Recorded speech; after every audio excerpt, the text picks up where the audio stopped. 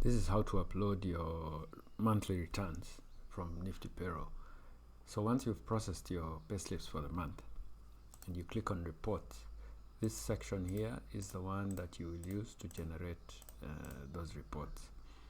Now, while we're on view mode, we can open them and take a look at them. So this is the PAYE report, and then you have NHIF, and you have NSSF, and you have SF24, and you have housing fund, and you have help. Okay, in this case I don't have any help report.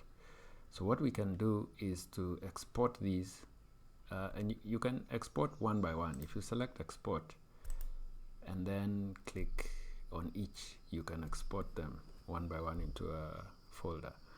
But you can also export all of them at a go if you use this all returns for upload while you have the export option selected. So let me just use that. So when you say all returns for upload, you can go to a folder. So I'll put them here. You'll get a confirmation, export with the list of the things that will be exported, and you say yes. So what will happen now is that each one will be exported into that folder. So I've opened that folder and you can see they're being exported one by one. Now it takes a while because it also does some formatting. So if I open the Excel sheets after they've been exported, like this one has been converted into a CSV, and the headings were removed. So this is ready to be uploaded into the KRA P10.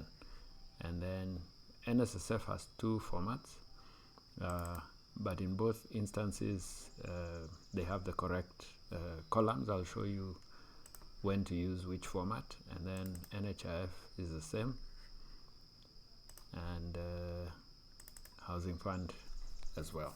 Now for the NHIF, if the name that appears in your NHIF online account is different from the one that I have set for you, you come here to organization and you can type the name. Let's say for instance, in our case it was, instead of limited LTD, it was, when we registered we put the full name. So you type it here, and for the NHIF that is what will be picked instead, instead of this one. So you type it there and save it. If I go and export NHIF,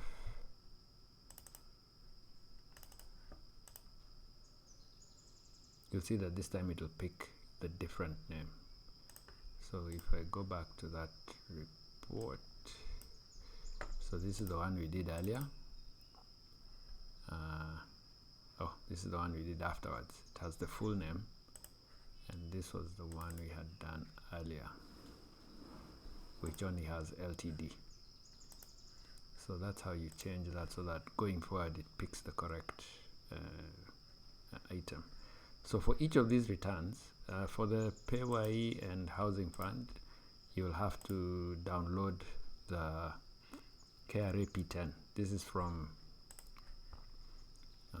if I come here, you'll have logged in to your iTax account, done your PAYE return, and you download the Excel file that you use to create your PAYE return. Let's go back there. And then for NSSF, after you've logged into the portal over here under employer self-service and you've logged in, you'll come to this 4 options here. So you have 2 different returns. You have this one which just has NSSF, then you have the one which has SF24. The NSSF is the one with salaries that you would use here in this payroll converter.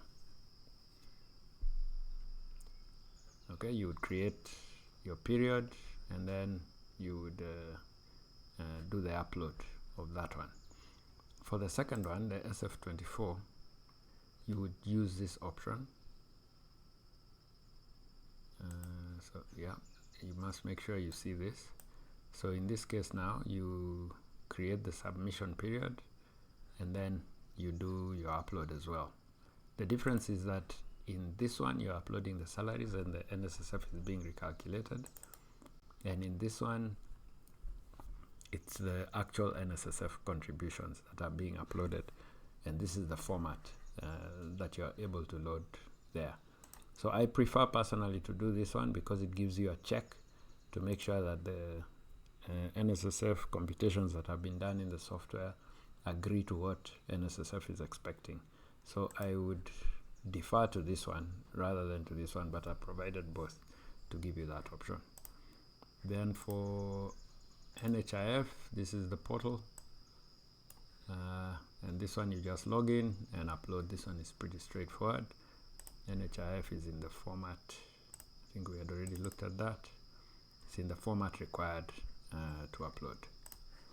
I don't have an example of HELB here because this database didn't have any.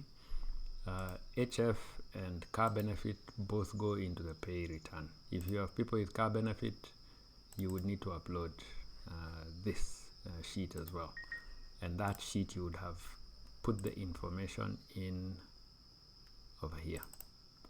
The information should be sitting here, and that's now, so that's usually generated from over here. So but when you use this all returns for upload option, it picks that as well.